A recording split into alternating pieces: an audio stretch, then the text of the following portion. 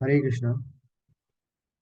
भगवत गीता के 18 दिवसीय पाठ्यक्रम में आप सभी का स्वागत है। तो आज हम लोग अध्याय 4 पर जो है चर्चा करेंगे, इसको समझने का और जानने का प्रयास करेंगे। जैसा कि हम दूसरे अध्याय में देखे थे कि भगवान ने सारे योगों के बारे में थोड़ा थोड़ा परिचय हमें दिया था। अब जो है भगवान क्या कर रहे हैं, अलग अलग अध्याय में जो है जो भी परिचय दिया था उसको डिटेल में भगवान बता रहे हैं। तो कल के अध्याय में हमने देखा था कि कर्म योग के बारे में भगवान ने बताया था कि कर्मों के माध्यम से हम भगवान से कैसे जुड़ सकते हैं, कैसे हम लोग अपनी इंद्रियों से कर्म करके जो है हम भगवान से अपने आप को जोड़ सकते हैं। कर्म करते हुए भी कर्मों के बंधनों से कैसे मुक्त हो सकते हैं, वो भी भगवान ने बताया।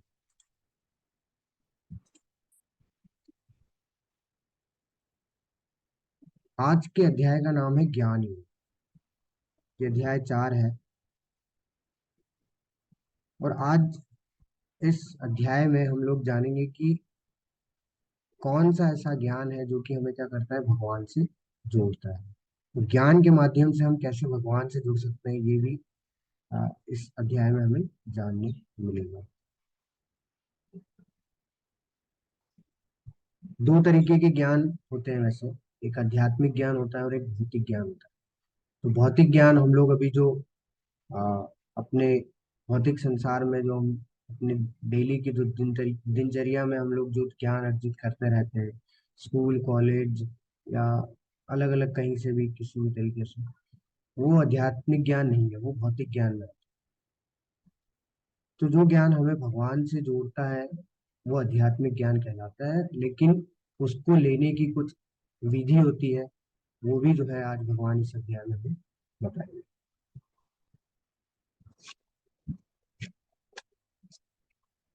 आइए इस अध्याय की हम लोग शुरुआत करते हैं। तो सबसे पहले हमारे पास ये प्रश्न आता है कि क्या भगवत गीता सिर्फ 5,000 साल पहले ही बोली गई? क्योंकि भगवान तो ऐसा नहीं है कि सिर्फ 5,000 साल पहले थे। भगवान तो हमेशा से है। हम हैं या ना है, ये सृष्टि भौतिक संसार हो या ना हो, लेकिन भगवान तो हमेशा से है। तो क्या ये जो ज्ञान है ये भी हमेशा से है या फिर सिर्फ 5,000 साल पहले ही आया? अगर आप किसी से पूछेंगे भी तो वो व्यक्ति भी क्या बोलता है कि भगवत गीता तो 5,000 साल पहले बोली है। क्यों? क्योंकि भगवान 5,000 साल पहले जो है वो जन्म लिए थे, द्वापर युग में, लगभग लगभग 5,000 साल पहले। तो उसी समय महाभारत हुई थी, द्वापर युग के अंत में, और वहीं पे भगवत गीता बोली गई।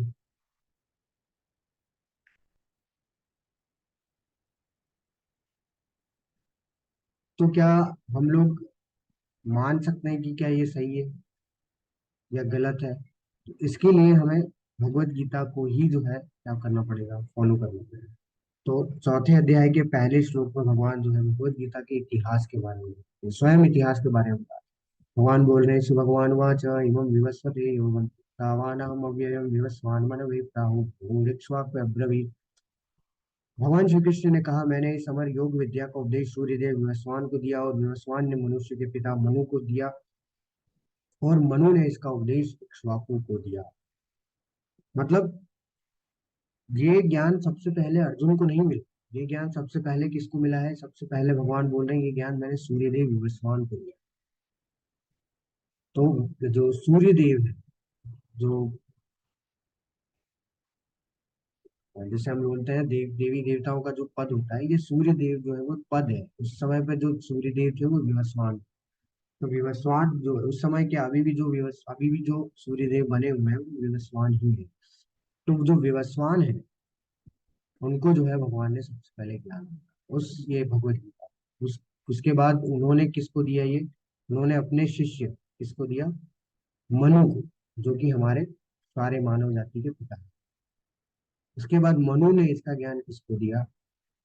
इक्ष्वाकु को। इक्ष्वाकु कौन है? आगे आने वाली स्लाइड्स में हम लोग को पता चल जाएगा कि वास्तव में इक्ष्वाकु है कौन।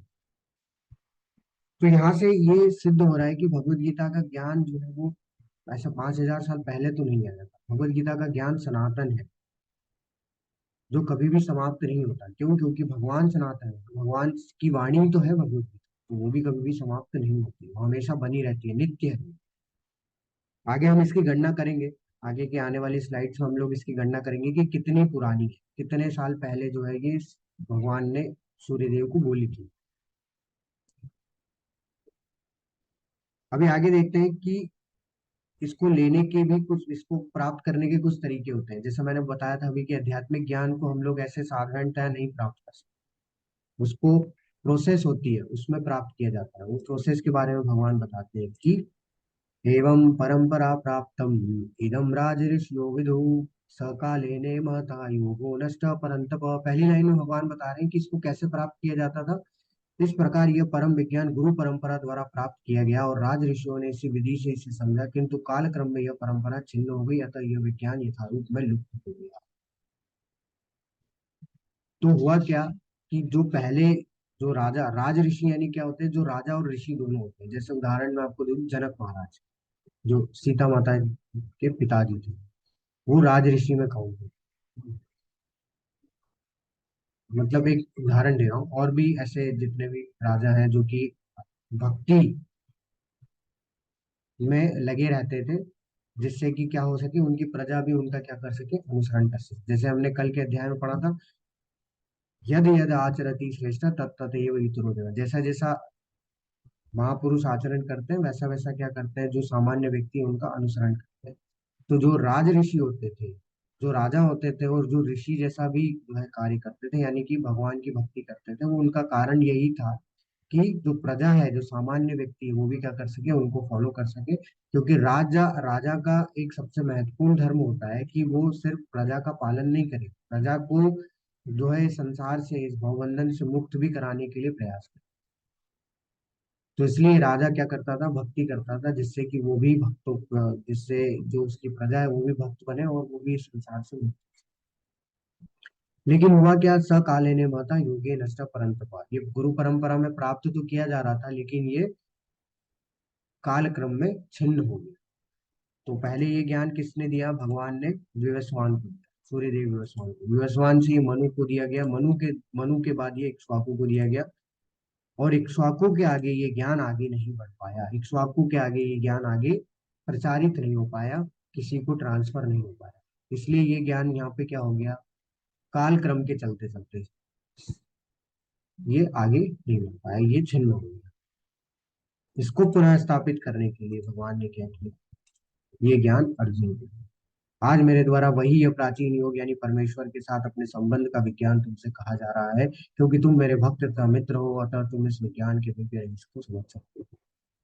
तो वही ज्ञान फिर क्या किया, अर्जुन को दिया गया, जिसके माध्यम से कि ये आगे फिर से ट्रांसफर हो सके, आगे ये हम लोगों तक यानी कलयुग के लोगों तक पहुंच सके। यहाँ पे भगवान जो है बोलते हैं इसी अ, श्लोक में, भक्तो असीमे सखा चेती रहस्यम येद उत्तमो। दूसरी लाइन में भगवान बोलते, तो यहाँ पे भगवान क्या बताते हैं कि कौन भगवत गीता को जो है समझने के योग्य है, उसकी, उसके मापदंड क्या है, उस क्या योग्यता होनी चाहिए उसकी, है ना। जैसे कई बार हम लोग जब एग्जाम भी देने जाते हैं तो उसमें पहले से ही एलिजिबिलिटी क्राइटेरिया फिक्स होते हैं, उसी के अकॉर्डिंग अगर हम लोग फॉर्म भरेंगे तो ही हमारा फॉर्म एक्सेप्ट होगा। अगर हम लोग उस मापदंड में नहीं आते तो हम लोग को नहीं दे सकते वो। वैसा ही है कि जब आध्यात्मिक ज्ञान को हमें अगर प्राप्त करना है, भगवान के बारे में अगर जानना है, अगर उनसे कनेक्ट करना है, तो उसके लिए भी क्या है, उसके लिए भी योग्यता की जरूरत है। वो योग्यता क्या है, भगवान बोल रहे हैं कि अर्जुन तुम में वो योग्यता क्यों है, क्योंकि तुम भक्त हो। तो वो है भक्ति, और मेरे प्रिय मित्र, प्रिय मित्र है भगवान का वो अर्जुन। और तो और वो योग्यता जो चाहिए वो है कि तुम मेरे प्रिय भक्त हो। तो जब तक हमारे अंदर जो है थोड़ा बहुत भी भगवान के प्रति श्रद्धा अगर जागृत नहीं होगी, और अगर हम लोग इसको सीखने का प्रयास करेंगे, समझने का प्रयास करेंगे, तो हमारे लिए थोड़ा सा मुश्किल होगा कि हम लोग इसको जैसा भगवान बोल रहे हैं वैसा एक्सेप्ट करें। तो ये एक योग्यता हमारे अंदर आना जरूरी है। और वो योग्यता कैसे आएगी, जब हम लोग उसको पूरी एक बार धीरे धीरे धीरे धीरे अपने सामर्थ्य से जो है समझने का प्रयास करेंगे, किसके माध्यम से, गुरु के माध्यम से।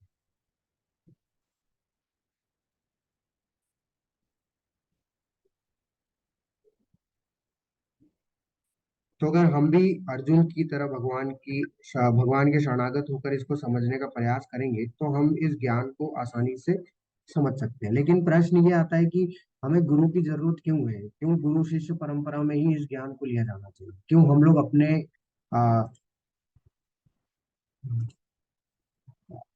बुद्धि से हम लोग क्यों नहीं सीख सकते? हम लोग सक्षम क्यों नहीं है अपने खुद से सीखने के लिए इस ज्ञान को?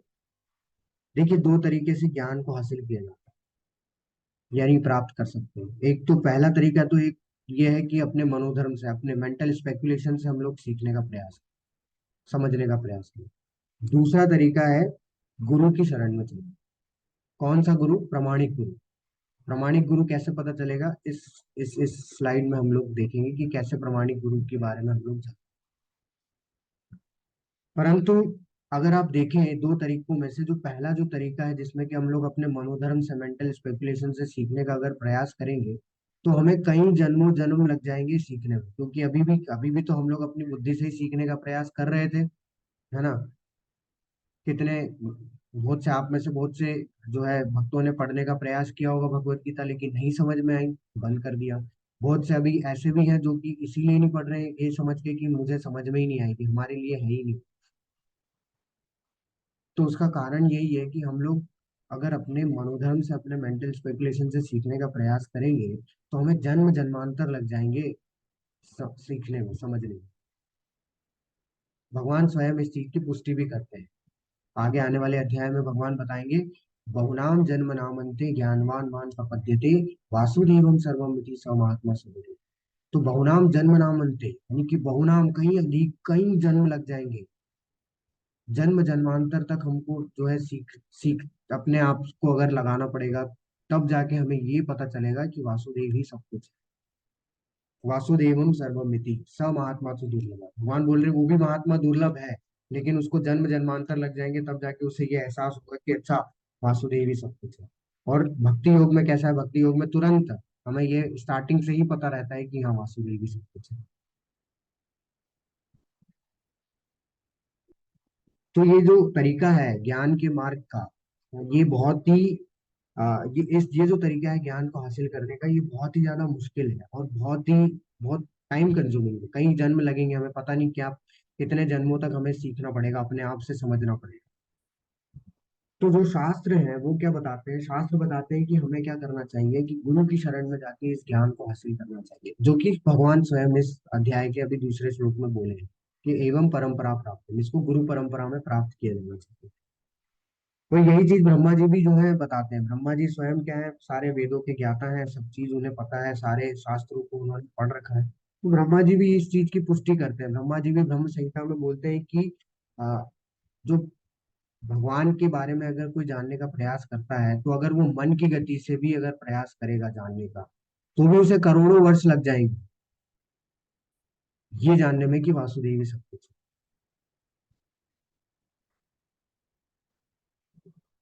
तो ब्रह्मा जी भी इस चीज की पुष्टि करते हैं कि वास्तव में ये ज्ञान जो है वो गुरु परंपरा में ही प्राप्त किया जाना चाहिए।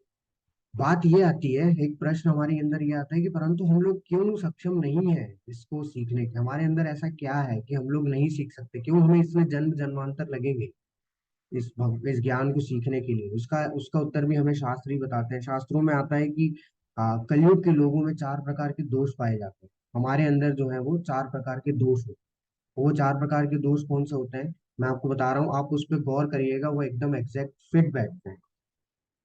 तो हमारे शास्त्र बहुत एडवांस है, जो कि हमारे बारे में पहले ही सब कुछ बता चुके हैं। तो बताते हैं कि हमारे अंदर सबसे पहला जो दोष होता है वो है गलतियां करना। हम लोग परफेक्ट नहीं है, हम लोग हमेशा गलतियां करते हैं। कभी कोई परफेक्ट काम करते नहीं है, हमेशा हमसे गलतियां होती ही होती है। कोई ऐसा काम नहीं है जो हम लोग परफेक्ट करते हैं। दूसरी चीज है, हम लोग धोखा खा जाते हैं। धोखा खाने में हम लोग पहला नंबर है। अब दूसरों से धोखा खाना सेकेंडरी है, हम लोग अपनी इंद्रियों से ही धोखा खा जाते हैं। हमारी आंखें ही हमें धोखा दे देती है। कैसे? आप देखेंगे मृग तृष्णा, आपने सब देखा होगा, मिराज जो होता है, जब भीषण गर्मी में हम लोग जब दूर से देखते हैं तो हमें पानी दिखाई देता है, जबकि पानी होता ही नहीं। तो हमारी आंखें ही हमें धोखा दे देती है। तो फिर हम दूसरों से क्या क्या ही जो है कंपेयर करते हैं। तीसरी चीज है, हम लोग धोखा देते हैं। ये भी एक हमारे अंदर दोष है। हम लोग इसको एक्सेप्ट करें या ना करें, लेकिन ये दोष है। हम लोग कहीं ना कहीं सेल्फिश हैं, हम लोग स्वार्थी हैं, तो हम लोग धोखा देते हैं। चौथी जो चीज है कि हमारी जो इंद्रियां हैं, हमारी जो सेंसेस है, वो क्या है, वो अपूर्ण है, वो पूरे नहीं है, परफेक्ट नहीं है, इम्परफेक्ट। कैसे? जैसे आंखें दी है भगवान ने हमें, है ना, लेकिन फिर भी एकदम एकदम डार्क अगर कर दिया जाए तो हम लोग नहीं देख सकते। आंखें तभी देख पाएगी जब लाइट हो। आंखें हैं तो भी कोई मतलब नहीं। हम लोग कितना भी अच्छा जो है, हमारी आंखें जो आई साइड हमारा 6x6 क्यों ना हो, लेकिन जितना डार्क कर देंगे तो भी हमें नहीं दिखे। दूसरी एक चीज है कि आजकल आपने देखा होगा कि 3D जो है मूवीज आने लगी, उसके लिए भी हमें चश्मा लगाना पड़ता है, जबकि हमारी आंखें हैं, हम लोग फिर भी 3D नहीं देख, 3 डायमेंशन नहीं देख पा रहे। तो इसका मतलब ये है कि हमारी इंद्रियां पूर्ण है, हम लोग नहीं देख सकते, हमारे पास सब कुछ होते हुए भी हम लोग नहीं। सबकी लिमिट है, कानों की सुनने की लिमिट है, उससे ज्यादा नहीं सुन सकते। हाथों की भी लिमिट है, उतना ही काम कर सकते हैं, उतना ही वजन उठा सकते हैं जितना कि उसमें पावर होगा। तो हर एक इंद्रियों की जो है हमारे इसमें लिमिट है, मतलब कि हमारी इंद्रियां भी अपूर्ण है। तो अब आप स्वयं सोचिए, इन चारों दोषों के रहते हुए हम लोग इतने दिव्य ज्ञान को, भगवान के रहस्य को, भगवान के इस विज्ञान को समझ नहीं सकते।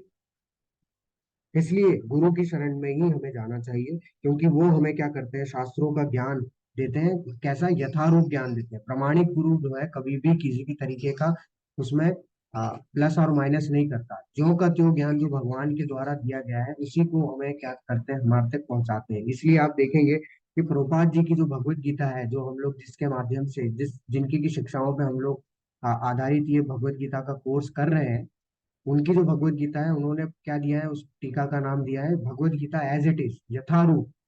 यानी कि जो का त्यों जो ज्ञान भगवान ने ट्रांसफर किया है, उसी को जो है हम लोगों तक पहुंचाने का उन्होंने प्रयास किया। परंतु हमें कैसे पता चलेगा, ये प्रश्न सबसे महत्वपूर्ण है कि हमें कैसे पता चलेगा कि गुरु सही है या नहीं, गुरु प्रामाणिक है या नहीं। तो उसका उत्तर भी शास्त्रों में आता है।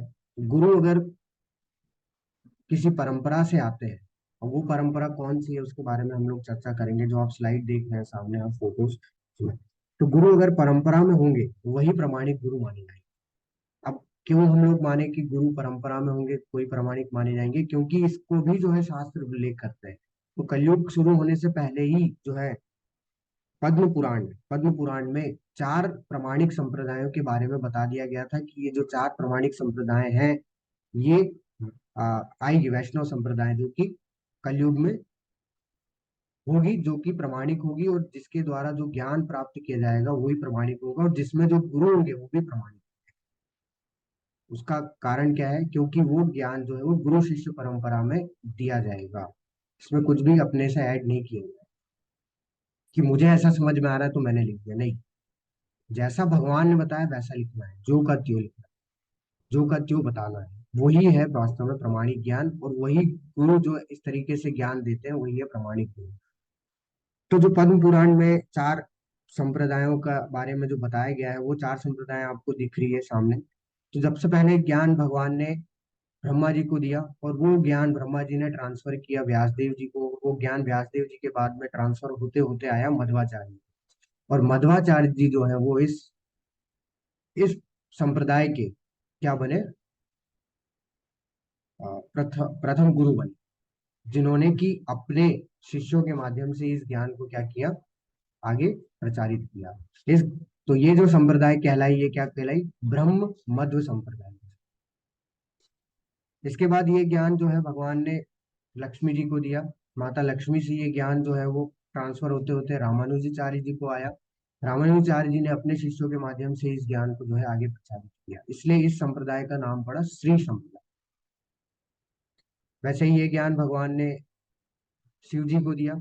शिव जी से ये ज्ञान ट्रांसफर होते होते विष्णु स्वामी जी को आया, जो कि इसके प्रथम गुरु बने, और उनके शिष्यों के माध्यम से उन्होंने क्या किया, इस ज्ञान को आगे तक प्रचार।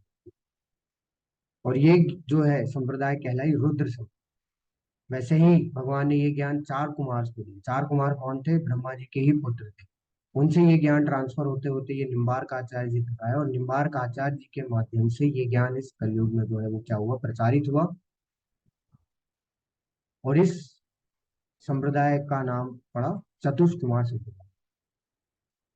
तो ये जो चार संप्रदाय हैं, ये प्रामाणिक संप्रदाय है। इसमें से हम लोग किसी भी संप्रदाय से हम लोग क्या कर सकते हैं, ज्ञान प्राप्त कर सकते हैं, क्योंकि ये ज्ञान जो है वो गुरु शिष्य परंपरा में प्राप्त किया जाता है। सबसे पहले भगवान, फिर भगवान के बाद उनके शिष्य ब्रह्मा जी, ब्रह्मा जी के बाद उनके शिष्य व्यासदेव जी, ऐसे ट्रांसफर होते होते होते होते वो मध्वाचार्य जी, फिर उन्होंने अपने शिष्यों को ट्रांसफर किया, उन्होंने अपने शिष्यों को ट्रांसफर किया। और जो ज्ञान है वो ज्यों का त्यों रहा, जैसा उनके गुरुओं ने सिखाया वैसा उन्होंने अपने शिष्यों को सिखाया। वैसे ही जो शिष्य गुरु बने, फिर उन्होंने अपने गुरुओं की बातों को जो है क्या किया, पिछले जितने भी गुरु हैं उनकी बातों को जो है अपने शिष्यों को सिखाया। तो इससे क्या हुआ कि इससे जो ज्ञान था वो बना रहा, वो कभी भी समाप्त नहीं हुआ, और ज्यों का त्यों ज्ञान जो है वो प्राप्त किया। देखिए, प्रामाणिकता चेक करने की क्यों आवश्यकता है? अगर आप देखेंगे कि भौतिक संसार में अगर हम लोग यूनिवर्सिटी में एडमिशन लेने जाते हैं या फिर कोई स्कूल में एडमिशन लेने जाते हैं, तो हम लोग बहुत जांच पड़ताल करते हैं, अपने बच्चे का एडमिशन कराते भी है कि ये प्रमाणिक है कि नहीं है, ये गवर्नमेंट से एफिलिएटेड है कि नहीं है, ये एआईसीटीई से एफिलिएटेड है कि नहीं है। इस तरीके से हम लोग बहुत सारी जो है हम लोग एफिलिएशन चेक करते हैं उसके, कि आगे यहाँ से अगर करेंगे तो इसका कोई वैल्यू है कि नहीं। लेकिन जब बात आती है आध्यात्मिक ज्ञान को प्राप्त करने की, तो वहाँ हम लोग क्या करते हैं कि ये व्हाट्सएप यूट्यूब पे जो भी लिंक, जो भी रील्स चल जाते हैं, जो भी मैसेज चल जाते हैं, उसमें हम लोग एक्सेप्ट कर लेते हैं। तो जब हम लोग अपने भौतिक ज्ञान को अर्जित करने के लिए अपनी बुद्धि का प्रयोग कर रहे हैं, तो क्यों हम लोग अपने आध्यात्मिक ज्ञान को अर्जित करने के लिए अपनी बुद्धि का प्रयोग नहीं करते? वहां हम लोग क्या करते हैं, किसी की भी बात पे किसी की भी बात को किसी से भी एक्सेप्ट कर लेते हैं और बहन। हमें भगवान ने बुद्धि दी, हमें क्या करना चाहिए? अगर कोई कुछ बोल रहा है तो उसकी प्रामाणिकता चेक करनी चाहिए। खुद से अपने, या तो पढ़ लीजिए, उसको शास्त्रों को दिए हुए हैं, बहुत शास्त्र हमारे पास हैं, उनको पढ़ लीजिए। वो वो शास्त्र जो लिखे हुए भी है उसको भी चेक कर लीजिए कि ये कहाँ से आ रहे हैं, किसने लिखा है, वो कोई साधारण व्यक्ति तो नहीं है। ठीक है। देखिए, जो ऐसा होता है कई बार क्या करते हैं कि भगवत गीता को बहुत से लोगों ने लिखा है, भगवत गीता पे बहुत से लोगों ने टीकाएं दी है। ठीक है, उसमें सारे आ जाते हैं, सब तरीके के लोग आते हैं, राजनेता भी आते हैं, कुछ अभिनेता भी आते हैं, कुछ वैज्ञानिक भी होते हैं, सबने लिखी भगवत गीता पर टीका, क्योंकि भगवत गीता साइंटिफिक है। सबको अपनी तरफ से, सब अपनी तरफ से सीखे और अपनी तरफ से लिख दिए। अब आप किसी की भी भगवत गीता उठा के पढ़ेंगे तो आपको जो है उसमें इतना जो है रस नहीं आएगा, उतना आपको समझ में नहीं आएगा। क्यों? क्योंकि हर किसी की योग्यता होती है, हर कोई व्यक्ति किसी न किसी चीज में निपुण होता है। जैसे मान लीजिए, अगर कभी हम लोग स्कूल में पढ़ते थे, तो जो मैथ्स का टीचर है वो मैथ्स ही पढ़ाता, ऐसा नहीं है वो हिंदी पढ़ाता था या फिर वो बायो पढ़ाता, वो मैथ्स पढ़ाता था। उसको मैथ्स पढ़ाने के लिए क्यों बोला गया? क्योंकि वो मैथ्स में एक्सपर्ट है। हाँ, उसको थोड़ा बहुत बायो आता है, वो अलग बात है, वो तो हर किसी को पढ़ाई जाता है स्कूलों में। लेकिन जो एक्सपर्ट नहीं होता उसको बायो नहीं दिया, जो एक्सपर्ट नहीं होता उसको मैथ्स नहीं दिया।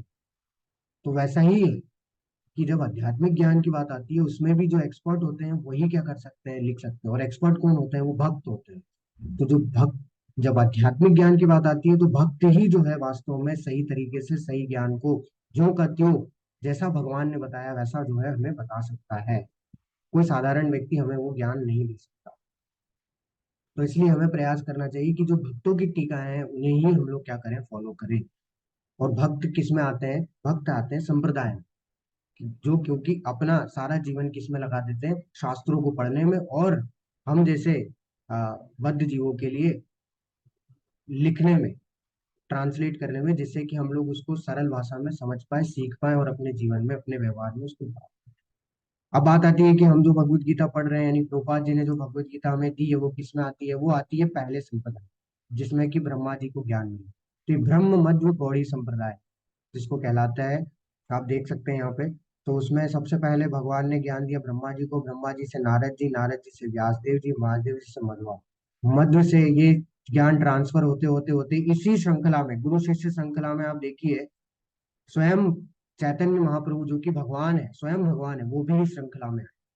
उन्होंने फिर ज्ञान दिया ये अपने शिष्यों को, षड गोस्वामी को। जिसके बाद ये ज्ञान ट्रांसफर होते होते ही गया कहाँ पे?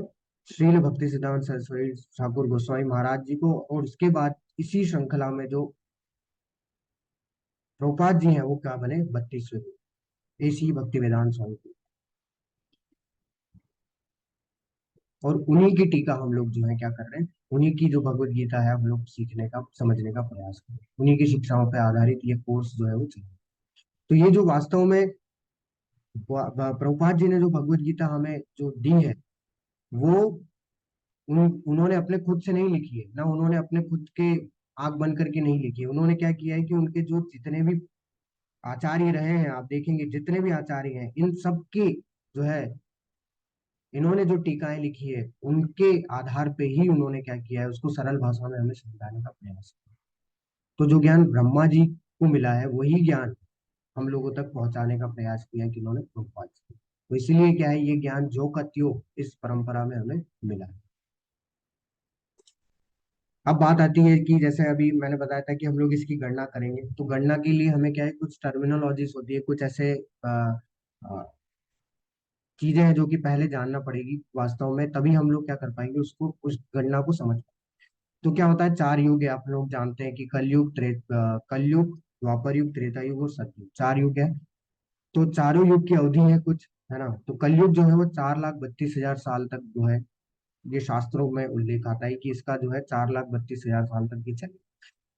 द्वापर युग जो है वो कलयुग का 2 गुना है, उसका जो अवधि है वो 2 गुना है, द्वापर युग। त्रेता युग का जो अवधि है द्वापर कलयुग के 3 गुना है। और सतयुग का जो अवधि है वो कलयुग के 4 गुना है। होता क्या है कि जब एक साइकिल कंप्लीट होती है तो उसको एक दिव्य युग बोला जाता है, ये दिव्य युग आप जो देखें।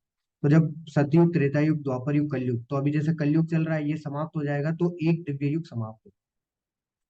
और ऐसे जब 71 दिव्य युग, 71 दिव्य युग जब समाप्त हो जाते हैं, तब एक मनवंतर आता है।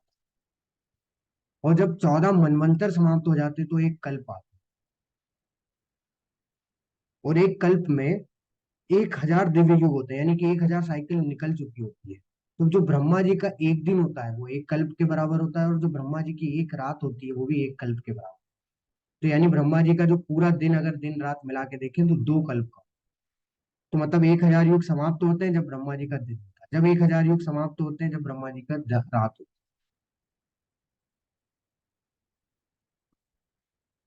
इसी के आधार पे हम लोग गणना करेंगे। सबसे पहले ब्रह्मा जी का जीवन देखेंगे कि, इसी के बाद हम लोग क्या है, मनु पे आएंगे, मनु के बाद फिर इक्ष्वाकु पे आएंगे। तो इक्ष्वाकु को हम लोग जानेंगे कि वास्तव में वो कौन है। तो अभी ब्रह्मा जी को अगर हम, ब्रह्मा जी की आयु की अगर गणना करें कि कितनी है, ब्रह्मा जी का जीवन कितने साल तक रहता है, तो शास्त्रों में उल्लेख आता है कि ब्रह्मा जी 100 साल तक जीते हैं, जिसमें से 50 साल बीत चुके हैं। तो ब्रह्मा जी की आयु कितनी है, इसके आधार पर अगर देखें तो ब्रह्मा जी की आयु निकल के आती है 1555, लगभग लगभग 1555 खरब। अभी आयु बीत चुकी है ब्रह्मा जी की। वो कैसे गणना की, तो अभी 6 मनवंतर हमारे बीत चुके हैं। 6 मनवंतर की अगर हम लोग गणना करेंगे उसके आधार पे, तो इतने लाख साल जो है अभी निकल चुके हैं। उसके बाद अभी 27 चक्र जो है 4 युग के खत्म हो, 27 चक्र, यानी कि सतयुग, त्रेता युग, द्वापर युग, कलयुग, सतयुग, त्रेता युग, तो ऐसा 27 बार खत्म हो चुका है, ये 28वां चल रहा है ना। तो ये अगर इसकी गणना करें तो ये कितना आ जाता है, 11,166 साल के लगभग आता है।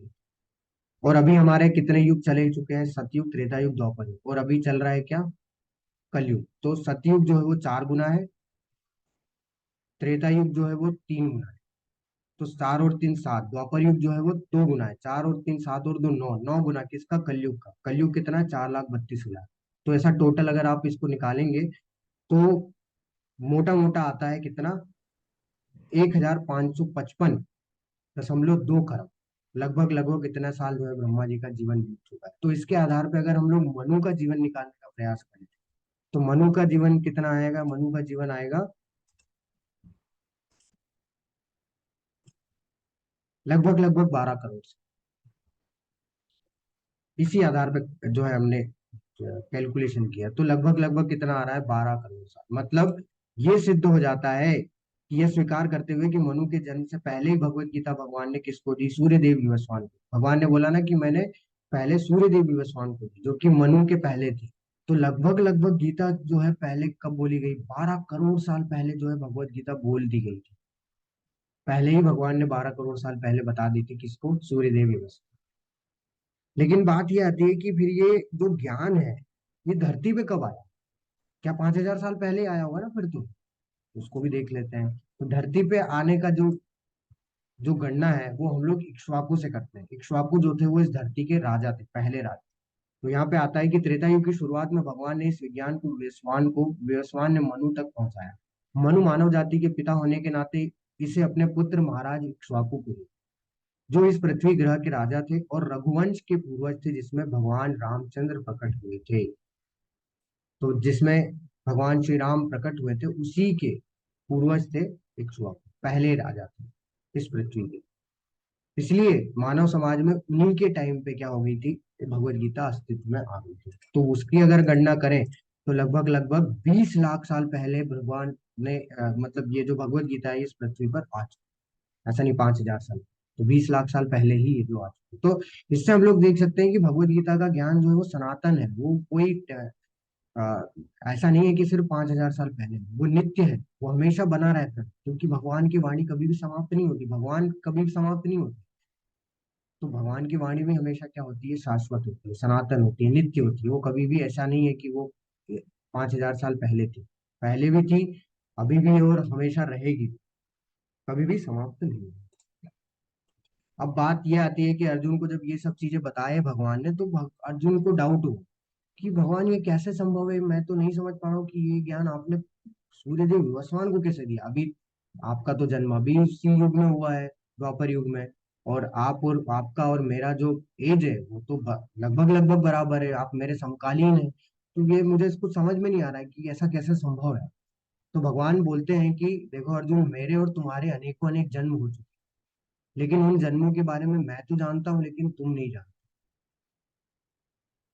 और यही अंतर है किसमें, भगवान में और एक जीव में। तो भगवान शाश्वत है, इसलिए भगवान को सारी चीजें पता रहती है। लेकिन हम लोग क्या है, हम लोग सिर्फ अंश है, भगवान क्या है, पूर्ण है, इसलिए उन्हें सब चीजें पता है। हम लोग सिर्फ अंश है, इसलिए हमारे पास वो पावर नहीं है। हम लोग लिमिटेड है, हम लोग सीमित है, इसलिए हमारे पास वो पावर नहीं है कि हमें अपने पुराने जन्म सारे याद हैं। अभी के समय भी हम लोग देख सकते हैं कि हम लोग क्या है, आत्मा है, आत्मा भगवान का अंश है, आत्मा आध्यात्मिक है। क्यों? क्योंकि भगवान का अंश है। तो हम लोग को सब कुछ पता नहीं है। हम लोग को तो हमारे 10 दिन 20 दिन पहले की चीजें भी नहीं पता रहती कि मैंने क्या खाया था या क्या किया था उस दिन, मेरा पूरा दिनचर्या क्या था। तो यही अंतर होता है भगवान में और हम में, इसलिए भगवान परम आत्मा है और हम लोग सिर्फ आत्मा है जो कि अंश। आगे भगवान अपने बारे में बताते हैं कि वो किस तरीके से प्रकट होते हैं। तो भगवान बताते हैं कि वो कैसे प्रकट होते हैं। अजोपि संन्यवयात्मा भूतानपीश्वरोपि सन् प्रकृतिं स्वामधिष्ठाय संभवामि आत्ममायया। भगवान बताते हैं कि यद्यपि मैं अजन्मा तथा अविनाशी हूँ, यद्यपि मैं समस्त जीवों का स्वामी हूँ, तो भी प्रत्येक युग में मैं अपने आदि दिव्य रूप में प्रकट होता हूँ। भगवान बोल रहे हैं मैं अजन्मा हूँ, मेरा जन्म नहीं होता है, मैं अविनाशी हूँ, मेरा विनाश भी नहीं होता है, और यद्यपि मैं समस्त जीवों का स्वामी हूँ, तो भी मैं प्रत्येक युग में प्रकट होता हूँ, अपने आदि दिव्य रूप में प्रकट होता हूँ। तो जो व्यक्ति बोलते हैं कि भगवान का कोई रूप नहीं होता, भगवान स्वयं यहाँ बता रहे कि मैं अपने आदि दिव्य रूप में प्रकट। तो भगवान साकार है, भगवान निराकार नहीं है, क्योंकि भगवान ही खुद पुष्टि कर रहे हैं। तो जिसका रूप है उसका कोई आकार होगा, तो इसका मतलब ये है कि भगवान साकार है। भगवान स्वयं उन लोगों का खंडन करते हैं जो कि भगवान को निराकार मानते हैं, लेकिन फिर भी भगवान उन पे इतनी दया दिखाते हैं कि जो निराकार रूप से भी मेरी सेवा करता है, मेरी भक्ति करता है, उसको भी मैं क्या देता हूँ, फल देता हूँ। तो इसके बारे में भी हम लोग इसी अध्याय में पढ़ेंगे आगे। तो भगवान बता रहे हैं कि भगवान अजन्मे अविनाशी है। तो जब भगवान का जन्म हुआ था, तो अब भगवान का जन्म ऐसा नहीं हुआ था हम लोग जैसा साधारण जो प्रोसेस होती है ना, वैसा प्रोसेस नहीं होता है। भगवान के जन्म में भगवान क्या करें, भगवान सबसे पहले प्रकट होते हैं, वो प्रकट हुए थे वासुदेव जी के हृदय में। फिर वासुदेव जी के हृदय से भगवान ट्रांसफर हुए देवकी मैया के हृदय में, और देवकी मैया के हृदय से जो है भगवान ट्रांसफर हुए देवकी मैया के गर्भ। तो गर्भ की आवश्यकता नहीं थी भगवान को, लेकिन भक्तों का जो है इच्छा पूर्ति के लिए भगवान इस तरीके की लीला करते थे। भगवान जब प्रकट हुए थे तो अपने वो ऐश्वर्यवान रूप, यानी कि जो भगवान का चतुर्भुज रूप होता है उसमें प्रकट हुए थे। जैसे ही भगवान को देखा तो वासुदेव देव की मैया जो है वो अचंभित हो गए कि नहीं भगवान, हमने तो प्रार्थना की थी कि आप हमें बच्चे के रूप में मिले, हम आपके उस रूप में सेवा करना चाहते हैं। तब भगवान ने अपना जो आदि दिव्य रूप प्रकट किया, जो कि क्या था, श्याम सुंदर रूप, जिसमें कि भगवान दो भुजाओं के रूप में आए, जो कि हम लोग देखते हैं भगवान का जो वास्तविक रूप होता है। तो भगवान को कभी गर्भ की जरूरत नहीं होती, भगवान चाहें तो वो कभी खंबे से भी प्रकट हो सकते हैं, जैसे नरसिंह भगवान प्रकट।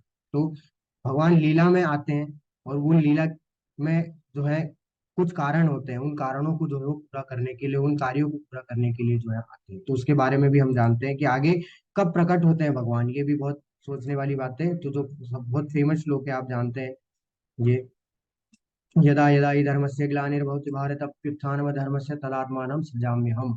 हे भरतवंशी, जब भी और जहां भी धर्म का पतन होता है और धर्म की प्रधानता होने लगती है, तब तब मैं अवतार लेता हूँ। तो जहां भी धर्म का पतन होने लगता है, जिस समय पे, उस समय पे भगवान जो है वो क्या है, अवतार लेते हैं, भगवान जो है वो प्रकट होते हैं। बात आती है, इसको इसको हम लोग कैसे समझ सकते हैं। आजकल जो है बहुत सारे ऐसे लोग हैं, बोलते हैं कि इतना अधर्म हो रहा है, तुम्हारे भगवान प्रकट क्यों नहीं हो रहे हैं? वो तो सब कुछ देख रहे हैं, इतना जो है क्राइम हो रहा है, कहाँ है तुम्हारे भगवान, आते क्यों नहीं है? तो ये जो मूर्खतापूर्ण जो बातें करते हैं व्यक्ति, उन्हें लगता है कि ये बहुत ऊंचे लेवल पे जो है अधर्म हो रहा है। लेकिन अभी भी धार्मिक लोग हैं, देखिए हम लोग सब लोग बैठ के रोज सुबह से 1 घंटा भगवत गीता पढ़ रहे हैं, यानी कि अभी भी धर्म का पतन नहीं हुआ है। धर्म का पतन होने का मतलब ये है कि कोई भी व्यक्ति धर्म का पालन करेगा ही नहीं। तो प्रभुपाद जी बताते हैं कि 10,000 साल के बाद ये हाल हो जाएगा कि भक्ति करना नामुमकिन हो जाएगा। ये हाल हो जाएगा कि कोई किसी का नहीं होगा, एक घर में एक दूसरे को लोग जो है मार के खाने लायक, ऐसा हाल हो जाएगा। इस तरीके की जो है परिस्थिति आ जाएगी। और वो जो होगा, धर्म का पतन का जो है शुरुआत होगी, उस तब धर्म के पतन की शुरुआत होगी। और फिर जो है भगवान कल के रूप लेंगे, जब धर्म का पूरी तरीके से जो है पतन होने लगेगा। तो अभी हम लोगों को लगता है कि ये बहुत ज्यादा हो रहा है, लेकिन अभी तो कुछ भी नहीं है, अभी तो शुरुआत भी नहीं हुई। जब शुरुआत होगी, उसके बाद जब ये चरम सीमा तक पहुंच जाएगा, तब जो है भगवान आएंगे और सबका जो है वो यहाँ पे सारे अधर्मियों का जो है नाश कर। लेकिन क्यों प्रकट होते हैं भगवान?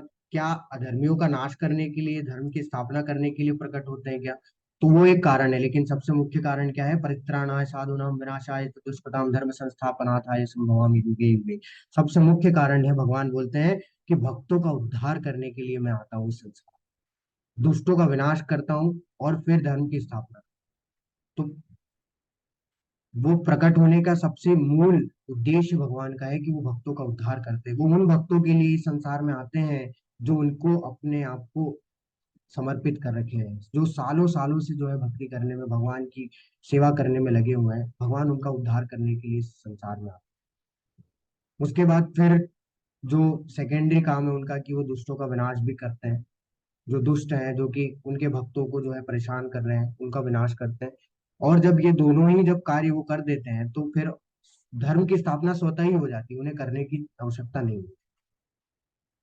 तो जो मुख्य कार्य होता है भगवान का, वो होता है कि भक्तों का उद्धार करना, जो उनके लिए सालों साल से उनकी सेवा में, उनकी शरण में जो है वो क्या कर रहे हैं, लगे हुए हैं। लेकिन ये सब जानने से होगा क्या? अगर मैंने भगवान को जान लिया, भगवान के इस दिव्य ज्ञान को समझ लिया, तो उससे होगा क्या? भगवान के जन्म को जान लिया तो उससे क्या क्या फायदा है? तो भगवान बोलते हैं कि जन्म कर्म च मे दिव्यम एवं यो वेत्ति तत्वतः त्यक्त्वा देहम पुनर्जन्म नैति मामेति सो अर्जुन।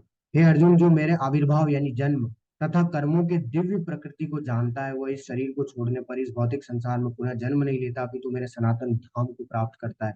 मतलब भगवान स्पष्ट रूप से बोल दे रहे हैं कि अगर तुमने सिर्फ जान लिया मेरे जन्म को और मेरे कर्म को, ये तक जान लोगे, तो भी तुम इस संसार से मुक्त हो जाओगे, कभी भी संसार में वापस से लौट के नहीं आओगे, पुनर्जन्म तुम्हारा होगा ही नहीं, तुम मेरे धाम को प्राप्त करोगे, मेरे साथ में मेरे मेरे धाम में निवास करोगे। तो मतलब कितना आसान है जन्म और कर्म को जान। सब लोग बोल सकते हैं हाँ ये तो मैं समझ सकता हूँ, क्या दिक्कत है, लेकिन अभी भी एक्सेप्ट नहीं किया जा रहा है कि नहीं नहीं, कैसे मान ले हम लोग, भगवान का तो जन्म हुआ था, कैसे मान ले हम लोग कि भगवान साधारण कार्य नहीं करते थे। आजकल हम लोग की स्थिति कैसी है कि हम लोग क्या करते हैं, कुछ भी कार्य करते हैं उसको भगवान से कंपेयर, ऐसा तो भगवान ने भी तो किया था ऐसा। तो वो हमारी मूर्खता है सबसे बड़ी। वही चीज है कि हम लोग अज्ञानी है, हम लोग अनजाने अनजाने हैं, हम लोग नहीं जानते, इसलिए तो हम लोग अपने आप को भगवान से कंपेयर करते हैं। देखिए होता क्या है कि भगवान जब भी इस संसार में प्रकट होते हैं, वो दो तरीके की लीलाएं करते हैं। एक तो लौकिक लीलाएं होती है, एक अलौकिक लीलाएं। लौकिक लीलाएं जो कि हम साधारण मनुष्य जैसी करते हैं, क्योंकि उन्होंने मनुष्य योनि में जन्म लिया, मनुष्य योनि में प्रकट हुए हैं, लीला करते हैं। तो वो क्या करते हैं, हम लोगों जैसा साधारण जो कार्य भी करते हैं। जैसे हम लोग खेलते हैं, भगवान भी खेलते हैं। जैसे हम लोग चोरी करते हैं, भगवान भी चोरी करते हैं।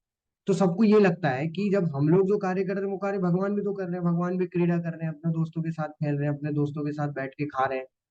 तो ये तो साधारण ही हो गया ना हम लोगों जैसा, लेकिन वो भगवान की अलौकिक लीलाओं को नहीं देख।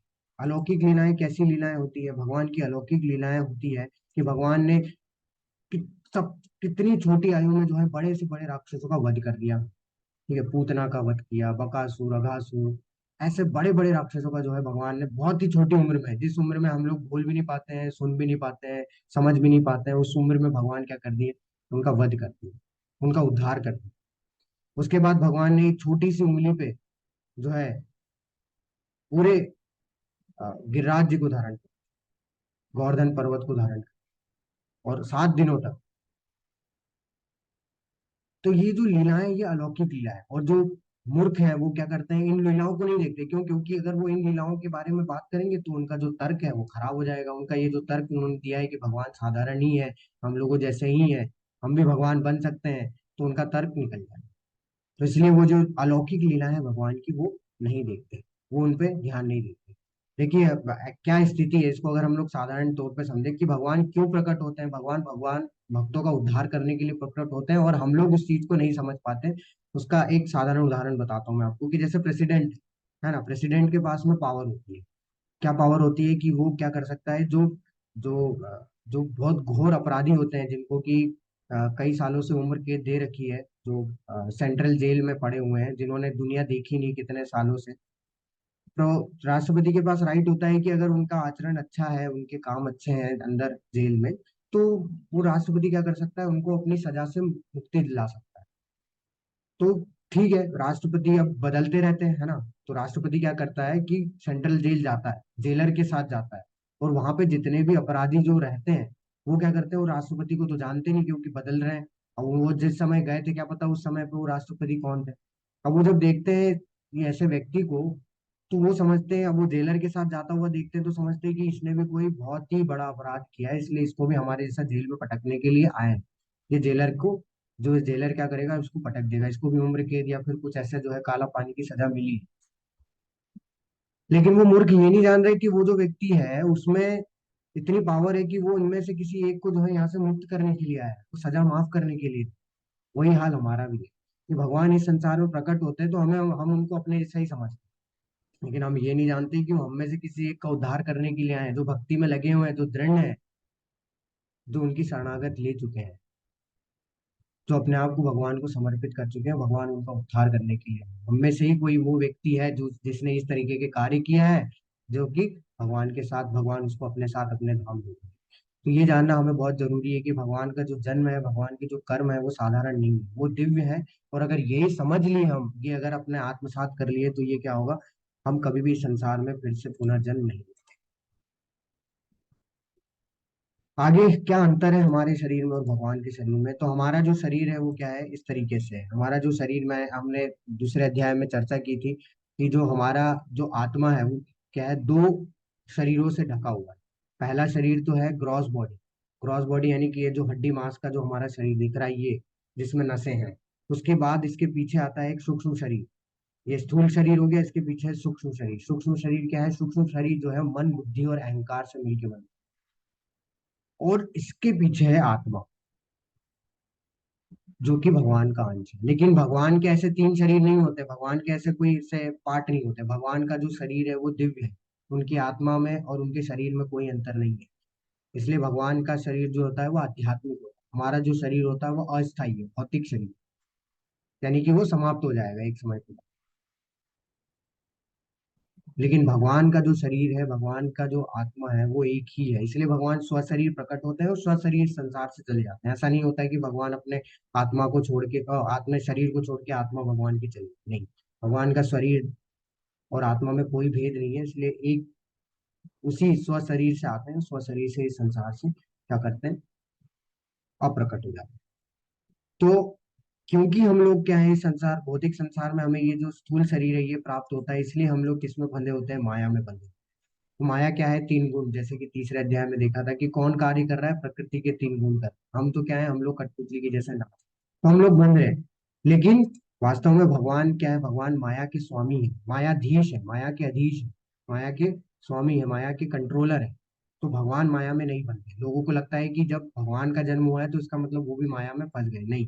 तो भगवान जब लीला करने के लिए आते हैं तो वो सारे अपने ग्रुप के साथ आते हैं, उस ग्रुप का एक हिस्सा माया भी है, जो कि भगवान ने इस भौतिक प्रकृति को बनाने के लिए प्रयोग किया है। तो माया के नियंत्रण में हम लोग हैं, हम लोग के नियंत्रण में माया नहीं है, लेकिन भगवान के नियंत्रण में माया है। तो इसलिए बोलते हैं कि अगर हमें माया से छुटकारा, माया देवी से अगर बचना है, अगर उससे छुटकारा पाना है, तो हमें किसके अंडर में जाना पड़ेगा, किसकी शरण में जाना पड़ेगा, भगवान की शरण में जाना। क्यों? क्योंकि उन्होंने माया को कंट्रोल कर रखा है, और जब हम लोग उनकी शरण में चले जाएंगे तो माया हमको कंट्रोल नहीं कर। तो ये अंतर होता है हमारे और भगवान के शरीर के बीच में। अब जैसे मैंने आपको बताया था कि हर कोई जो है अपने अपने हिसाब से क्या करता है, भगवान की सेवा करता है, भगवान की भक्ति करता है। तो भगवान, सबको ऐसा लग जाता है कि यार भगवान हमारे साथ भेदभाव करते हैं, ठीक है, वो कितना अच्छा जो है, उसको कितना जो है भगवान सारा फायदा दे रहे हैं, हम लोग तो इतना कर रहे हैं, हमको भगवान फायदा नहीं दे रहे। लेकिन ऐसा नहीं है, भगवान सबके साथ में समानता दिखाते हैं, किसी के साथ भेदभाव नहीं करते, लेकिन निर्भर करता है हमारे ऊपर कि हम किस तरीके से भगवान की सेवा करते हैं। हम जिस भी भाव में, जिस भी तरीके से हम भगवान की भक्ति या पूजा करेंगे, भगवान उसी के आधार पे हमें क्या करेंगे, सेवा कृपा प्रदान करेंगे, उसी के आधार पे हमारे साथ में प्रेम का आदान प्रदान। अभी हमारे ऊपर है कि हम लोग भगवान की किस तरीके से पूजा करें। यहाँ पे बताया जा रहा है, ये यथा माम प्रपद्यन्ते तां सदैव भजाम्य हम वर्तमान वर्तन्ते मनुष्य पार्थ सर्वसा। जिस भाव से सारे लोग मेरी शरण ग्रहण करते हैं, उसी के अनुरूप मैं उन्हें फल देता हूँ। हे पार्थ, प्रत्येक व्यक्ति सभी प्रकार से मेरे पथ का ही अनुगमन करता है। प्रभुपाद जी बता रहे हैं, कोई एक भक्त को कृष्ण स्वामी के रूप में चाह सकता है, दूसरा अपने सखा के रूप में, तीसरा अपने पुत्र के रूप में, चौथा अपने प्रेमी के रूप में। कृष्ण सभी भक्तों को समान रूप से उनके प्रेम की प्रगाढ़ता के अनुसार फल देते हैं। तो प्रभुपाद जी यहाँ पे आप देखेंगे, ये अलग अलग फोटोज आपको दिख रही है, तो ये सब जो है क्या करते हैं, अपने अपने भाव में भगवान की सेवा करते हैं। जैसे आपने देखा है कि जो सखा है भगवान के, वो सब भगवान के साख्य रूप में भगवान को सखा, भगवान को दोस्त मान के भगवान की सेवा कर रहे हैं।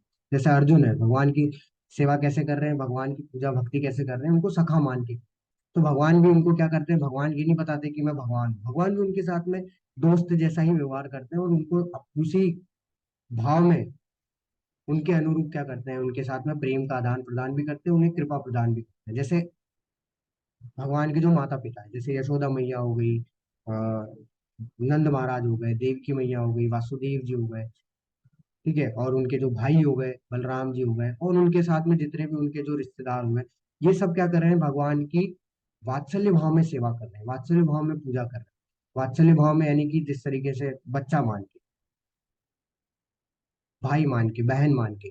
तो ये जब भाव में पूजा कर रहे हैं, तो भगवान भी उनको उन्हीं भाव में, बच्चे के भाव में ही क्या कर रहे हैं, उनके साथ में प्रेम का आदान प्रदान कर रहे हैं, उनको कृपा प्रदान कर रहे हैं। कभी भी ये नहीं दिखाते कि वो भगवान है। तो यशोदा मैया उन्हें क्या करती है कि उन्हें बांध भी देती है। भगवान हम लोग से किसी से बन नहीं सकते, लेकिन भगवान क्या करते हैं, यशोदा मैया से बन भी जाते हैं। उसका कारण क्या है, प्रेम। क्योंकि यशोदा मैया उन्हें क्या मानती है, हमेशा वात्सल्य भाव में, यानी कि उन्हें अपना पुत्र मानती है। वो कितना भी बड़ा सा बड़ा कार्य क्यों ना करते, लेकिन फिर भी वो क्या करती है, अपने पुत्र का ही, अपने पुत्र को ही जो है मानती है कि ये मेरे पुत्र ही है, कोई कोई दूसरा कोई व्यक्ति नहीं है।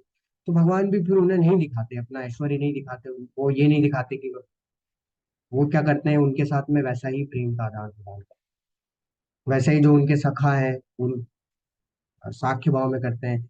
हनुमान जी जो थे, वो दास्य भाव में भगवान की सेवा करते थे, तो वो स्वामी के रूप में भगवान को जो है मानते थे, तो भगवान भी उनके साथ में वैसे ही प्रेम का आदान प्रदान करते थे।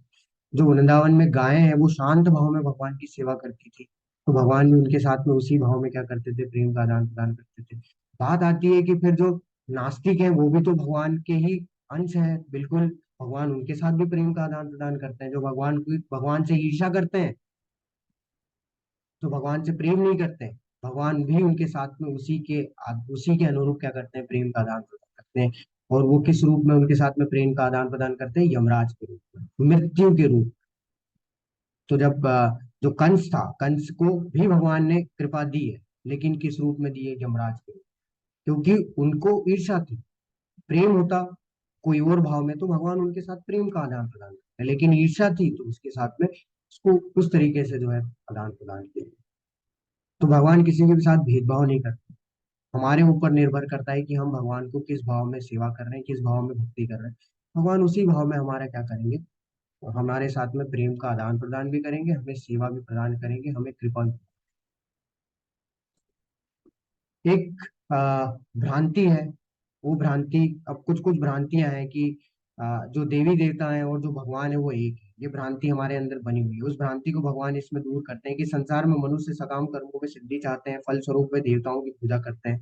निसंदेह इस संसार में मनुष्य को सकाम कर्म का फल शीघ्र प्राप्त होता है। प्रभुपाद जी बताते हैं कि इस जगत के देवताओं के विषय में भ्रांत धारणा है, और विद्वत्ता का दंभ करने वाले अल्पज्ञ मनुष्य इन देवताओं को परमेश्वर के विभिन्न रूप मान बैठते हैं। वस्तुतः ये देवता ईश्वर के विभिन्न रूप नहीं होते, किंतु वे ईश्वर के विभिन्न अंश होते हैं। ईश्वर तो है कि, किंतु अंश अनेक है। ईश्वर ईश्वर एक है, ईश्वर परम कृष्ण।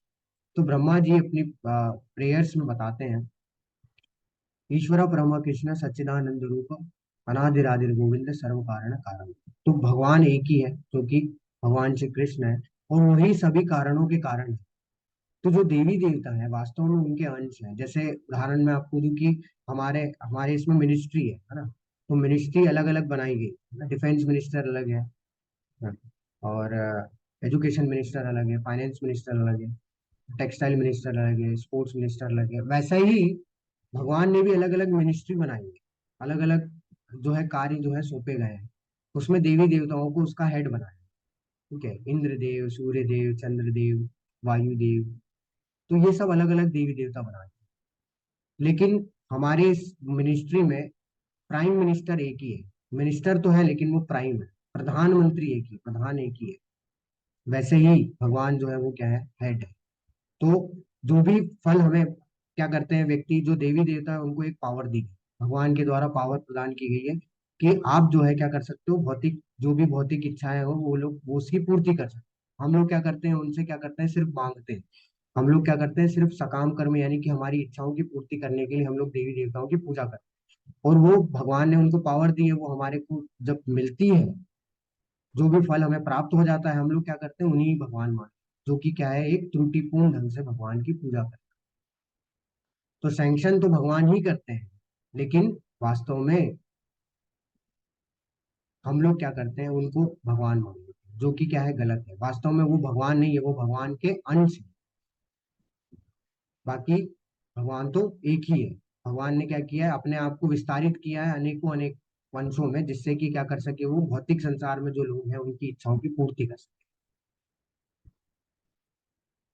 दूसरी धारणा हमारे अंदर, दूसरा जो एक भ्रांति है वो क्या है, दूसरा एक डाउट हमारे अंदर चलता रहता है, एक कंफ्यूजन चलता रहता है। वो क्या है कि भगवान ने क्या किया, इस संसार को चार जो है भागों में, अलग अलग धर्मों में बांट दिया। भगवान ने ही जो है बांटा है, भगवत गीता में भगवान स्वयं। लेकिन वो मूर्खतापूर्ण बात है। भगवान यह बताते हैं, चातुर्वर्ण्य मया सृष्टम गुण कर्म विभाग तस्य कर्तारम विमाम विद्धि कर्तारम अकल्प्य। प्रकृति के तीनों गुणों और उससे संबंध कर्म के अनुसार मेरे द्वारा मानव समाज के चार विभाग रचे गए। यद्यपि मैं इस व्यवस्था का स्रष्टा हूँ, किंतु तुम यह जान लो कि मैं इतने पे भी अव्यय अकर्ता हूँ। तो भगवान ने निश्चित रूप से चार जो है भाग, चार भागों में इस संसार को विभाजित किया, इस मानव समाज को, या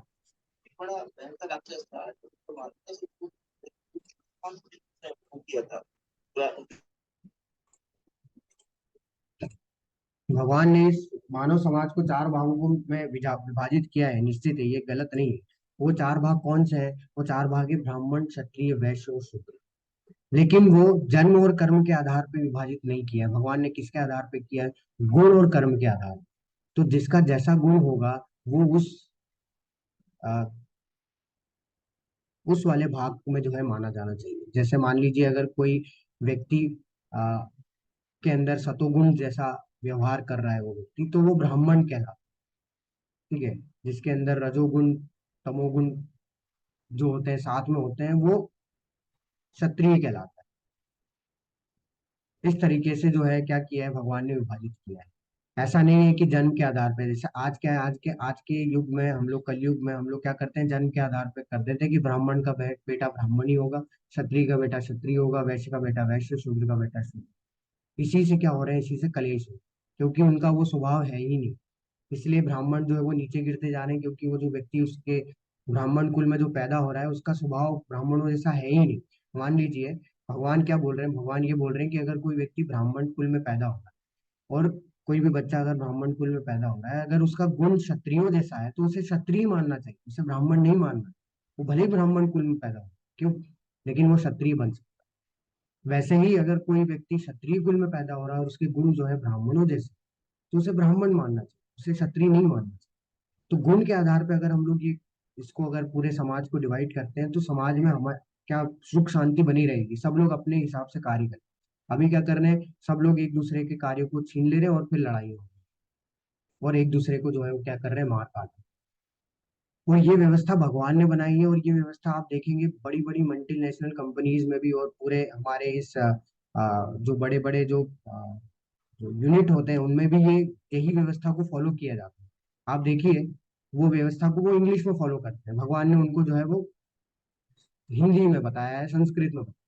अभी हम लोग देख सकते हैं कि समाज में हमारे चार युग, चार अलग अलग विभाग है। कौन से? एक तो इंटेलेक्चुअल क्लास होती है, एक एडमिनिस्ट्रेटिव क्लास होती है, एक बिजनेस क्लास होती है, और एक होते हैं सर्विस क्लास या लेबर क्लास बुलाए।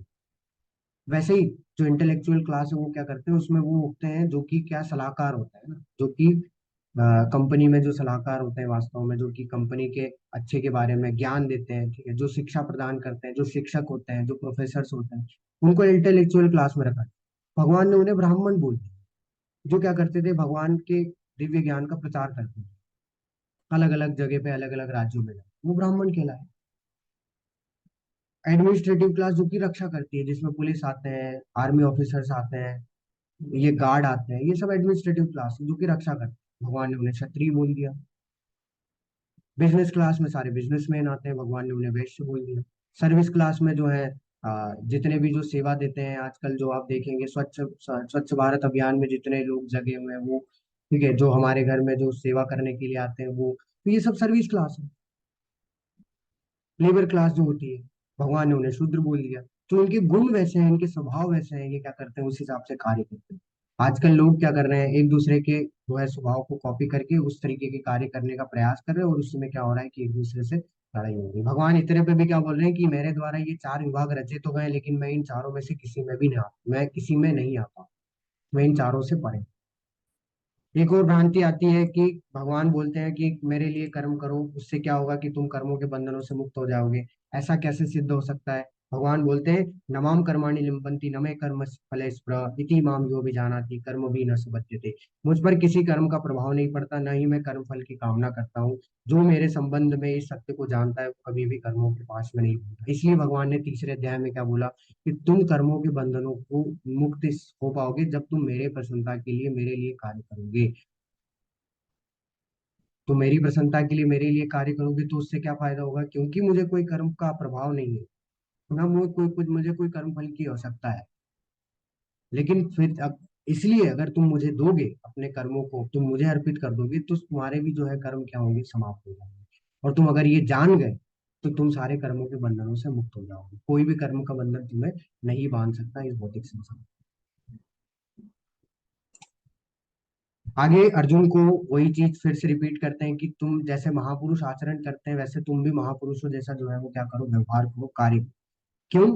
क्योंकि प्राचीन काल में समस्त मुक्त आत्माओं ने मेरी दिव्य प्रकृति को जान करके कर्म किया, अतः तुम्हें चाहिए कि उनके पद चिन्हों का अनुसरण करते हुए अपने कर्तव्यों का पालन करो। तो भगवान यहाँ बोल रहे हैं कि जैसे पहले बहुत ऐसे बड़े बड़े महात्मा रहे हैं जिन्होंने क्या किया है, कि मेरे ही पद चिन्हों का जो है उन्होंने अनुसरण किया है, मेरे दिव्य कर्म और जन्म को, मेरी वाणी को समझने का प्रयास किया, उसको समझने मात्र से, उसको सीखने मात्र से वो क्या हो गए हैं, मुक्त हो गए। तो तुम भी क्या करो, उनके ही आचरणों का जो है क्या करो, उनके पद चिन्हों का जो है क्या करो, अनुसरण करो। जैसे कि कल के अध्याय में भगवान ने बताया था, यद यद आचरति श्रेष्ठ, जैसे जैसे महापुरुष आचरण करते हैं, सामान्य व्यक्ति क्या करते हैं, उनका अनुसरण करते हैं, जिससे कि वो भी क्या हो सकते हैं, इस संसार से मुक्त।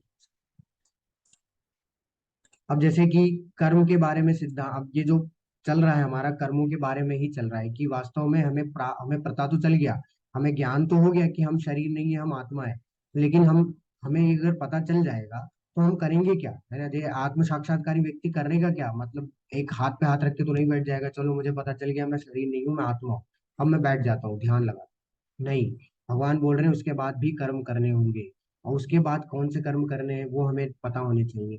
तो तीन तरीके के कर्म होते हैं, और इन कर्मों के सिद्धांत को समझना बहुत ही ज्यादा कठिन है। भगवान बोल रहे हैं कि इतना आसानी से इसे नहीं समझा जा सकता, समझना अत्यंत कठिन है। इसलिए हमें क्या करना चाहिए, कि जो भगवान ने हमें बोला है उसका हमें पालन करना है। तो तीन तरीके के कर्म होते हैं। एक तो हमारे नियत कर्म, प्रेस्क्राइब ड्यूटीज जो हमारे लिए निर्धारित की गई है, जैसे कि हमारे कर्तव्यों और कार्यों को करना, वे महान महान भी हो सकता है, छोटा भी हो सकता है। तो जो हमारे लिए हमारे गुण के आधार पे हमें डिसाइड किए गए हैं, वो है हमारे प्रेस्क्राइब ड्यूटीज, जो कि आज हम लोग निभा रहे हैं। वो हमारे एक साधारण कर्म है। उसके बाद एक कर्म होते हैं विकर्म। एक होता है विकर्म। विकर्म यानी कि हम लोग रूल के खिलाफ जाके जो कार्य करते हैं, यानी कि शास्त्रों के खिलाफ जाके जो कार्य करते हैं, वो विकर्म, जो कि हमें नहीं करना। और फिर होते हैं अकर्म। अकर्म यानी कि जो होते हैं भक्तिमय कार्य, यानी कि भगवान को सेंटर में रख के हम जो कार्य करते हैं, भगवान को जो कार्यों को समर्पित करते हैं, वो कार्य कर्म। तो कल हमने देखा भी था कि तीन तरीके के कार्य होते हैं ना, अच्छे कर्म, बुरे कर्म और आध्यात्मिक कर्म। तो वो यही है, अच्छे कर्म जो कि हमारे लिए निर्धारित किए गए हैं, बुरे कर्म जो कि विकर्म है, और आध्यात्मिक कर्म जो कि अकर्म। तो हमें क्या करना है, हमें अकर्म करना है, जिससे कि हम लोग कर्मों के बंधनों से मुक्त हो सकते हैं। तो जब हम लोग अपने कार्यों को किससे जोड़ देते हैं, भगवान से जोड़ देते हैं, तो वो अकर्म है। और उससे वो करने से हम लोग क्या हो सकते हैं, इस संसार से मुक्त हो सकते हैं, यानी इस कर्मों के बंधनों से मुक्त हो सकते हैं। तो अब अलग अलग यज्ञ कर्म भी होते हैं, जैसे कि कल हमने चर्चा की थी कि हर एक युग के लिए एक यज्ञ कर्म है, जिसके माध्यम से कि भगवान से व्यक्ति जुड़ने का प्रयास करता है। तो यहाँ पे वही उसी के बारे में चर्चा की गई है कि कोई क्या करता है, कठोर व्रत करके करता है, कोई कठोर तपस्या करके करता है, कोई क्या करता है, दान, अपने सारा सब कुछ जो है दान दे देता है, उस तरीके से तपस्या करता है, यज्ञ करता है। और कोई स्वाध्याय यज्ञ करता है। स्वाध्याय यज्ञ यानी कि शास्त्रों को पढ़ के यज्ञ करता है, वेदों का अध्ययन करके जो है प्रबुद्ध बनता है। लेकिन भगवान बोल रहे हैं कि हे कुरुश्रेष्ठ, जब यज्ञ के बिना मनुष्य इस लोक में या इस जीवन में ही सुखपूर्वक नहीं रह सकता, तो फिर अगले जन्म में कैसे रह सकेगा। तो वास्तव में जो यज्ञ करता है जो व्यक्ति इस कलयुग में, वो क्या करता है, किस लिए करता है, वो किसी फल की प्राप्ति के लिए करता है। अब जो हमें फल प्राप्त होता है, वो कुछ क्षणिक, कुछ टेम्परेरी, कुछ क्षणिक समय के लिए होता है, टेम्परेरी होता है। अब वो फल की प्राप्ति के लिए अगर हम लोग कार्य करेंगे, तो हम क्या है, हम कभी भी सुखपूर्वक नहीं रह पाए। क्यों? क्योंकि उस फल का हमें क्या मिलेगा, उस फल का हमें जो है रिएक्शन, जो जो कर्म हमने किया है अभी, उसका हमें फल मिलेगा, और उसका फल का हमें आगे प्रारब्ध जो है वो भुगतना पड़ेगा। उस कर्म का जो है प्रारब्ध हमें भुगतना पड़ेगा। तो यानी कि हमारा जन्म तो वापस होगा, फिर वापस हम लोग जीरो से कार्य चालू करेंगे, फिर वापस से कष्ट होगा। तो ये कितना भी प्रयास कर ले, अगर हम लोग अपनी प्रसन्नता के लिए कार्य करते रहेंगे, अपनी इच्छा पूर्ति के लिए कार्य करते रहेंगे, तो क्या होगा कि इस जन्म में क्या, हर जन्म में हमें कष्ट ही भुगतना पड़ेगा, अगर हम लोग ये अपने लिए यज्ञ करते हैं, अगर भगवान को प्रसन्न करने के लिए यज्ञ नहीं। तो इसलिए भगवान बोलते हैं कि हे परंतप, द्रव्य यज्ञ से ज्ञान यज्ञ श्रेष्ठ है। तो जब हम लोग स्वाहा वाला जो यज्ञ करते हैं अपनी इच्छा पूर्ति के लिए, अपने काम बनाने के लिए, उससे भगवान बोल रहे हैं उससे ज्ञान यज्ञ श्रेष्ठ है।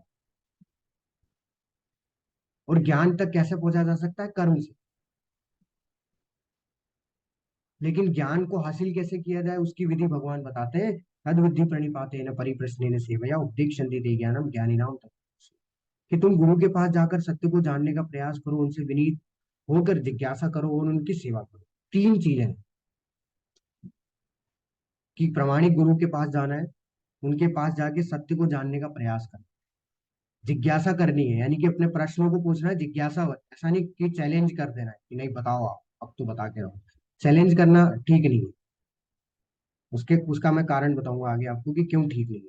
और सेवा करना, ये तीन चीजें हैं। अब चैलेंज करना ठीक क्यों नहीं है, क्योंकि उन्होंने सत्य का दर्शन किया हुआ है, वो हमें सत्य का दर्शन करा सकते हैं। अगर आप उनको चैलेंज करोगे, तो वो सत्य का दर्शन हमें नहीं करा। क्यों? क्योंकि वो समझेंगे कि ये अभी भी उस स्तर पे नहीं है कि ये इस ज्ञान को सीखने के योग्य हो। तो वास्तव में जो प्रामाणिक गुरु होते हैं, उन्होंने सत्य का दर्शन कर रखा है। सत्य कौन? परम सत्य, यानी कि भगवान। वो भगवान के बारे में पूर्णतः जानते हैं। तो जो भक्त होते हैं, वो भगवान के बारे में पूर्णतः जानते हैं, क्योंकि भगवान स्वयं इस चीज के बारे में बताते हैं कि भक्तिया माम अभी जानाति, भक्त ही मुझे जान सकता है, और भक्त ही जो है लोगों को भी मेरे बारे में सत्य का दर्शन करा सकता है। तो जो गुरु होते हैं, प्रामाणिक गुरु, वही है जो कि हमें क्या कर सकते हैं, भगवान के दिव्य ज्ञान के बारे में, दिव्य प्रकृति के बारे में बता सकते हैं। तो इसलिए उनके पास जाके जिज्ञासा करके, उनके साथ में उनकी सेवा करके हम लोग क्या कर सकते हैं, उनसे प्रश्न पूछ सकते हैं, और उनके माध्यम से हम लोग भी जो है सत्य का दर्शन कर सकते हैं। और इसकी पुष्टि यहाँ हुई है। यहाँ पे हम लोग एक कथा सुनेंगे छोटी सी, और यदि तुम्हें समस्त पापियों में भी सर्वाधिक पापी समझा जाए तो भी तुम दिव्य ज्ञान रूपी नाव में स्थित होकर दुख सागर को पार करने में समर्थ होगे। जैसे प्रज्वलित अग्नि ईंधन को भस्म कर देती है, उसी तरह है अर्जुन ज्ञान रूपी अग्नि भौतिक कर्मों के समस्त फलों को जला डालती है। होता क्या है कि जैसे एक यहाँ पे एक कहानी आती है, एक मृगारी नाम का एक जो है शिकारी रहता है। वो क्या करता है कि वो जानवरों को आधा आधा मार के छोड़ देता है, उसको बहुत प्रसन्नता होती है। और फिर क्या करता है कि वो जो भी उस जंगल से निकलते हैं उनको लूटता है और उनसे पैसा छीन के जो है वो कार्य करता है। इसी तरीके से वो कार्य करता है। तो एक समय पे उसी जंगल से जो है वो नारद मुनि जो है वो निकलते हैं और मृगारी उनके साथ भी इसी तरीके का व्यवहार करता है। और नारद मुनि देखते हैं कि तुम ये जो कार्य कर रहे हो ये बहुत पापी कार्य है, इससे तुम्हें जो फल भुगतने पड़ेंगे वो बहुत दयनीय होंगे। कि तुम जो है जानवरों को आधा आधा मार के छोड़ देते हो, तुम्हें प्रसन्नता होती है। तो वो जो बोलता है कि नहीं नहीं, मैं जो कुछ भी कर रहा हूँ अपने परिवार की प्रसन्नता के लिए कर रहा हूँ और इससे मुझे कोई दिक्कत नहीं है। तो नारद जी बोलते हैं कि अच्छा ठीक है, तुम ये सब अपने परिवार की प्रसन्नता के लिए कर रहे हो तो जाओ अपने परिवार से जाके पूछो कि जब जो तुम्हें इससे मिलने वाले जो पाप के फल होंगे वो तुम्हारा जो परिवार तुम्हारे साथ भुगतेगा इसको। वो जाता है अपने घर में सबसे पूछता है, अपने माता पिता से, अपने भाई बहन से, अपने बच्चों से, अपनी बीवी से, सब मना कर जाते हैं। बोले नहीं, पाप तो तुम कर रहे हो, हम लोग क्यों भुगते हैं हमारे तुम्हारे साथ में पाप के फलों को। तो उसको जो है फिर एहसास होता है कि मैं कितना बेकार काम कर रहा हूँ। वो फिर जाता है नारद मुनि की शरण ग्रहण करता है। नारद मुनि जो है वो गुरु की तरह उन्हें ज्ञान देते हैं। और फिर ऐसे ही होता है, कुछ समय के बाद नारद मुनि जो है फिर से उस जंगल से निकलते हैं। तो वो देखते हैं कि चलो देखते हैं कि ये जो ज्ञान दिया है, उसको जो मृगारी को जो ज्ञान दिया था उसका क्या हाल हो रहा है, वो क्या कर रहा है। तो जब वो जाता है, जब वो नारद मुनि जब मृगारी से मिलने जाते हैं तो मृगारी क्या करता है, एकदम रोक देता है। आप इस फोटो में देखिए, एकदम रोक देता है, बोलता है अरे प्रभु आप रुक जाइए, क्योंकि आप एक भी कदम आगे बढ़ाएंगे तो आगे चींटियां हैं और अगर आप उन पे पैर रख देते हो तो वो मर जाएंगे। तो देखिए आप, मतलब कि ज्ञान से कितना बदलाव आ जाता है, कि अज्ञानता कितनी समाप्त हो गई। कि वो व्यक्ति जो कि जानवरों को आधा आधा मार के छोड़ देता, वही व्यक्ति क्या कर रहा है, अब चींटियों की भी जो है इतनी केयर। तो ये क्यों संभव है, क्योंकि जब गुरु हमारे अंदर के जो अज्ञानता है उसको जब समाप्त करते हैं तो हमारे अंदर जो है वो दिव्य ज्ञान प्रकाशित, दिव्य ज्ञान हृदय प्रकाशित। जो दिव्य ज्ञान है वो कौन हृदय में प्रकाशित करता है, वो गुरु ही करता है। और जब गुरु, जब तक वो ज्ञान हमें नहीं देगा, जब तक हमारे अंदर अज्ञानता बनी रहेगी और हम लोग कभी भी उस ज्ञान को सही तरीके से सही सही मायने में नहीं। जो श्रद्धालु दिव्य ज्ञान में समर्पित है और जिसने इंद्रिय को वश में कर लिया है वह इस ज्ञान को प्राप्त करने का अधिकारी है और इसे प्राप्त करते ही वह तुरंत आध्यात्मिक शांति को प्राप्त होता है। जो व्यक्ति अपने कर्म फलों का परित्याग करते हुए भक्ति करता है और जिसके संशय दिव्य ज्ञान द्वारा विनष्ट हो चुके होते हैं वही वास्तव में आत्मपरायण है। हे धनंजय, वह कर्मों के बंधुओं से मुक्त हो जाता है। देखिए भगवान यहाँ पे दोनों में क्या बता रहे हैं, कि पहली चीज तो है कि जब कोई व्यक्ति दिव्य ज्ञान गुरु के शरण में जाके जब दिव्य ज्ञान को सीखने का प्रयास करता है तो उसकी जो इंद्रियां हैं वो वश में आ जाती है। क्योंकि उसने क्या किया है, पहले ज्ञान लिया है, उस ज्ञान के माध्यम से उसने ये सीखा है कि हाँ मैं शरीर नहीं हूँ, मैं आत्मा हूँ। उससे क्या किया, उसने अपनी इंद्रियों को कंट्रोल कर लिया। और जब उसकी इंद्रियां कंट्रोल हो जाती है तो वो क्या करता है, आध्यात्मिक मार्ग में प्रगति करने लगता है। क्यों, क्योंकि फिर वो क्या करेगा, उस दिव्य ज्ञान के माध्यम से भगवान की सेवा में अपने आप को लगाएगा। और ये करने से होता क्या है, ये करने से उसके जितने भी संशय है वो सब समाप्त हो जाते हैं, डाउट जो है वो समाप्त हो जाते हैं। फिर वो सिर्फ भगवान की सेवा में अपने आप को लगा देता है, आत्मपरायण आत्मा के स्तर स्तर पे स्थिर हो जाता है। और ये करने से वो कर्मों के बंधनों से मुक्त हो जाता है। इसलिए अंत में भगवान बोलते हैं, कहते हैं तुम्हारे हृदय में अज्ञान के कारण जो जो भी संशय, जो भी डाउट उठे हैं उन्हें ज्ञान रूपी शस्त्र से काट दो। हे भारत, तुम योग से समन्वित होकर खड़े हो और युद्ध करो। तो भगवान बोल रहे हैं, अपने अंदर की अज्ञानता को बाहर करो इस ज्ञान से, इस दिव्य ज्ञान से, और क्या करो, युद्ध करो। क्योंकि तुम्हारा धर्म है, तुम्हारा कर्म है जो है युद्ध। अंत में प्रभुपाद जी अन्य इस अध्याय के अंत में बताते हैं कि इस अध्याय में जिस योग पद्धति का उपदेश हुआ है वह सनातन योग कहलाता है। तो ये जो ज्ञान है ये सनातन ज्ञान है। इस योग में दो तरह के यज्ञ कर्म किए जाते हैं, द्रव्य यज्ञ और आत्म यज्ञ। तो देखिए यहाँ पे हमने दो तरीके के यज्ञ के बारे में अभी अभी जाना कि जो द्रव्य यज्ञ हम लोग करते हैं वो हमारी इच्छा पूर्ति के लिए करते हैं। लेकिन अगर हम लोग कोई भी यज्ञ है, अगर हम लोग उसको भगवान की सेवा में लगा देते हैं तो वो यज्ञ जो है वो साधारण ना रह के वो आध्यात्मिक हो जाता है। और जब वो आध्यात्मिक हो जाता है तो उसके जो फल है वो भी आध्यात्मिक है। तो वो फल हमें जो है इस संसार से नहीं बांधते। और हम क्या करते हैं, इस भौतिक संसार से जो है धीरे धीरे धीरे धीरे जो कर्मों के बंधनों में हम लोग बंधे हुए हैं वो उससे हम लोग मुक्त हो जाते हैं, और उसी के कारण से हम लोग क्या कर पाते हैं, दिव्य ज्ञान लेने के योग्य बन पाते हैं। ऐसा ज्ञान लाभप्रद है क्योंकि ऐसा व्यक्ति भगवान के दिव्य कार्यकलापों को समझ सकता है, और जब तक हम लोग इस ज्ञान को प्राप्त नहीं कर पाएंगे, जब तक हम लोग भगवान के इस दिव्य इसको नहीं समझ पाएंगे, भगवान की दिव्य प्रकृति को नहीं समझ। जो व्यक्ति गीता के उपदेशों को नहीं समझता वह श्रद्धा विहीन है, और जो भगवान द्वारा उपदेश देने पर भी भगवान के सच्चिदानंद स्वरूप को नहीं समझ पाता, वो यह समझना चाहिए कि वो मूर्ख है। तो भगवान इतनी सारी चीजें अपने बारे में बता रहे हो और फिर भी हमारे अंदर डाउट आ रहा है, तो हमें कहीं ना कहीं और प्रयास करना चाहिए इस चीज को समझने का, या फिर प्रामाणिक गुरु के पास जाके इसको समझने का। कृष्ण मानवामृत में के सिद्धांतों को स्वीकार करके अज्ञान को क्रमशः दूर किया जा सकता है। तो जब तक हम लोग भगवान के दिव्य ज्ञान को नहीं समझेंगे, हमारे अंदर की अज्ञानता बनी रहेगी, और जब तक हम लोग गुरु के शरण में जाके उसको सीखने का प्रयास नहीं करेंगे, तब तक भी हमारे अंदर अज्ञानता बनी। और जब हम लोग गुरु की शरण में जाएंगे, उनसे जिज्ञासा करेंगे, उनसे सत्य को जानने का प्रयास करेंगे, तो हमारे अंदर की अज्ञानता धीरे धीरे समाप्त हो जाएगी, और हमें जो है दिव्य ज्ञान, भगवान की दिव्य प्रकृति के बारे में जानने मिलेगी। तो हमारा ये जो अध्याय है, अध्याय 4 यही समाप्त होता है।